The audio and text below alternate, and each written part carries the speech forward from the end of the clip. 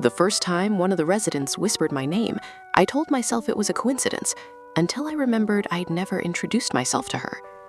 We volunteered at the old people's home because it felt like the right thing to do. My mom organized it, my dad drove us there, and my younger sister complained the whole way. The building sat at the edge of town, a long, sagging structure with peeling yellow paint and windows that looked permanently fogged, like tired eyes that refused to focus. A sign near the entrance read, Sun Haven Care Home. The word haven felt like a lie. Inside, the air smelled of disinfectant and something older, dust maybe, or time itself. The halls were quiet, except for the slow tick of a grandfather clock mounted crookedly on the wall. Every tick sounded louder than the last. The head nurse, a woman named Marlene, smiled too quickly. "Some residents don't get visitors," she said. "They'll be happy to see new faces." That should have been comforting. It wasn't. We were split up to help with different tasks. My dad and sister helped serve dinner. My mom assisted with laundry. I was asked to sit with residents who needed company. That's how I met room 14. The door was already open. Inside sat an elderly woman in a wheelchair, her back straight, her hands folded neatly in her lap. She stared at the wall, unblinking. "Hello," I said softly. "I'm here to keep you company."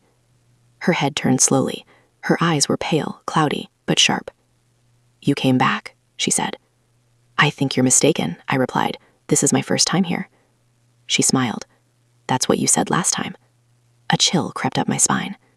She reached out and gripped my wrist with surprising strength. Her fingers were ice cold. "Don't stay after dark," she whispered. "They walk then." "Who?" I asked. Her gaze flicked to the ceiling. "The ones who forgot they died." Before I could ask anything else, a nurse appeared in the doorway.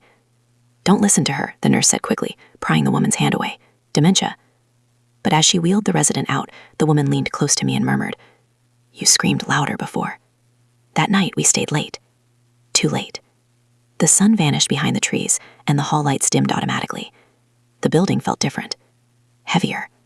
The ticking clock had stopped. I went looking for my family. That's when I heard footsteps dragging along the hallway, slow, uneven, coming from everywhere at once. Doors began to creak open. Inside the rooms, residents sat up in their beds in perfect unison, their heads turning toward me. Their mouths opened.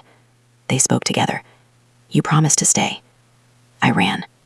At the end of the hall, I found my family standing still, eyes glassy, facing the wall. "Mom," I whispered. She turned, smiling the same empty smile I'd seen on the residents. "We belong here now." Hands grabbed me from behind, cold, brittle fingers pulling me down. As I screamed, I understood what the woman meant.